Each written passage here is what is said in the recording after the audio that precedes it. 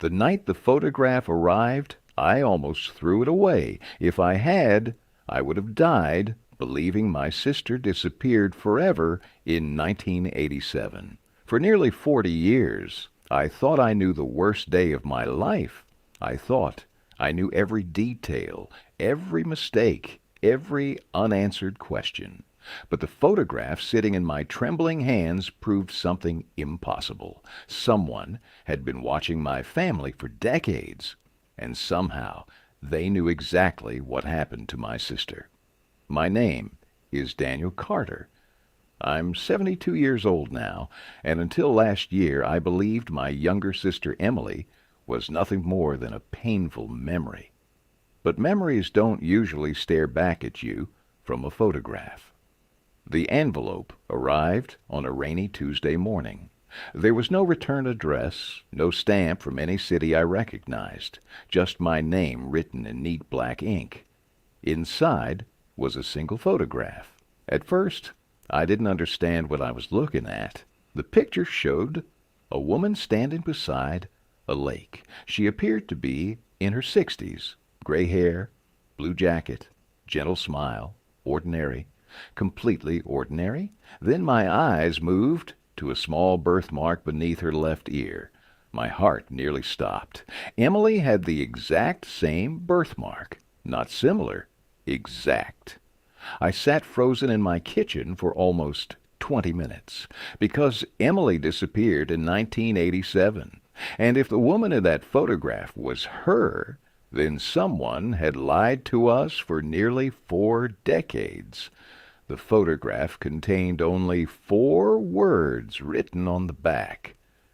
She remembers the lighthouse. That was all.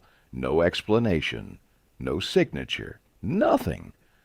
The lighthouse meant something. I knew it immediately. When Emily and I were children, there was an abandoned lighthouse near our grandparents' cottage on the coast of Maine. We spent entire summers there. Nobody outside our family knew about it, or at least that's what I thought. Suddenly, memories I had buried for years came rushing back. Emily was 22 when she vanished. Bright, funny, fearless.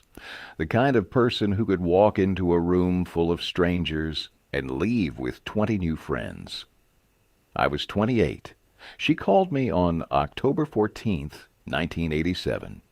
It was the last conversation we ever had. Or so I believed. She sounded nervous.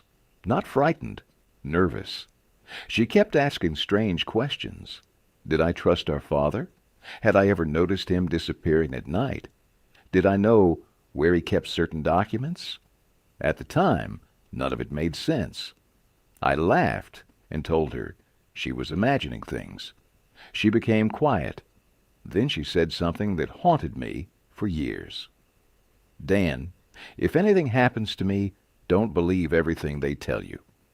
I asked what she meant, but she never answered. The line suddenly disconnected. 2 days later, she was gone. Her apartment looked untouched. Her purse remained inside. Her car sat in the parking lot. No signs of struggle, no note, no clues, nothing. Police searched for months, then years. Eventually, everyone accepted the same painful conclusion. Emily had vanished without a trace. My parents died, never knowing what happened. And for decades, I carried guilt that never left me, because I ignored her warning. Now, staring at the photograph, I wondered if that mistake had cost us the truth. For weeks, I searched for answers. I contacted private investigators, photo experts, former detectives. Nobody could identify the woman. Then another envelope arrived. This time, there was no photograph, only a map. A red circle marked a location in northern Michigan, and beneath it were 5 words. Come alone if you care. I should have ignored it. Any sensible person would. But after 39 years of unanswered questions, curiosity became stronger than fear. 3 days later, I was driving north. The location led me to a small lakeside town, quiet, remote, almost forgotten. I checked into a motel and began asking questions. Nobody recognized Emily. Nobody recognized the woman in the photograph. By sunset, I felt foolish. Maybe it was a cruel joke. Maybe someone had discovered details of our family tragedy. Maybe I had traveled hundreds of miles chasing a ghost. Then I noticed something. An elderly man sitting alone outside a diner, watching me. Not casually, carefully. When I approached him, he stood immediately, as though he had been expecting me. "You got the photograph," he said. My blood ran cold. I asked who he was. Instead of answering, he pointed toward the lake. "Your sister used to sit there every evening." The world seemed to tilt beneath me. I demanded proof. The man nodded slowly. Then he handed me a worn notebook. Inside were dozens of names, addresses, dates, journal entries. And one name appeared over and over, Emily Carter, my sister. The notebook belonged to a man named Walter Briggs. According to the entries, Walter had known Emily since 1988, 1 year after her disappearance. I could barely breathe. "Where is she?" I asked. The old man's expression darkened. "I don't know." It felt like being punched. Then he explained. Walter had died 6 months earlier. Before his death, he gave the notebook to his nephew. The nephew was the man standing before me. His name was Thomas, and he had mailed the photographs. According to Walter's journals, Emily arrived in town under a different name. She refused to discuss her past, refused photographs, refused government records, refused almost everything.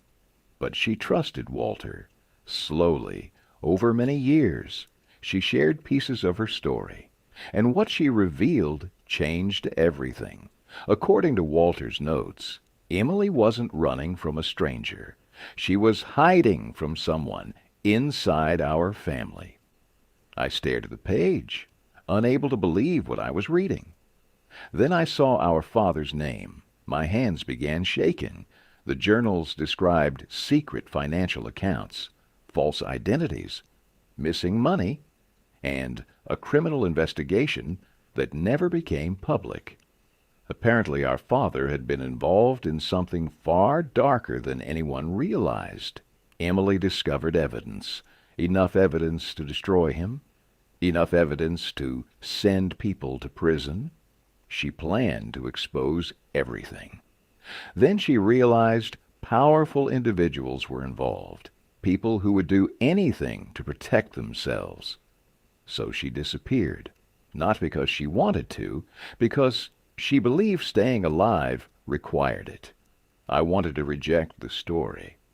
But suddenly Emily's final phone call made sense. Every strange question, every warning, every word. Yet one mystery remained. If she survived, where was she now? Thomas gave me one final item. A sealed letter, written in Emily's handwriting. My heart nearly burst from my chest. The envelope contained my name, nothing else. I opened it carefully. Inside was a single page. The letter began, "Dear Dan, if you're reading this, then Walter has finally broken his promise." I immediately recognized her voice. Not the sound, the personality, the humor, the stubbornness. It was Emily, without question. Tears blurred my vision. She explained that she had spent decades living under another identity. She never married, never had children, never contacted us, not because she didn't love us, because she believed doing so would place us in danger. Then came the sentence that shattered me.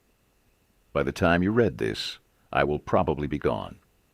Gone, not disappeared. Dead. Emily had died 3 years earlier from cancer. 3 years? 3 years before the photograph reached me. I sat silently beside the lake as darkness covered the water. All those years, all those questions, all those sleepless nights. And the answer arrived too late. Or so I thought. Then I turned the page. There was one final message. Look inside the lighthouse. The lighthouse. Again. The same place from our childhood. Weeks later I traveled to Maine. The abandoned lighthouse still stood against the ocean winds. Older, weathered, but still standing. After hours of searching, I discovered a loose stone beneath a staircase. Behind it rested a small metal box. Inside were photographs, letters, birthday cards, Christmas messages, decades of memories. Every year Emily had written to me. Every year. She never mailed them. She simply kept writing, as if hoping one day I would find them. The final photograph showed Emily standing beside the lighthouse, smiling directly at the camera.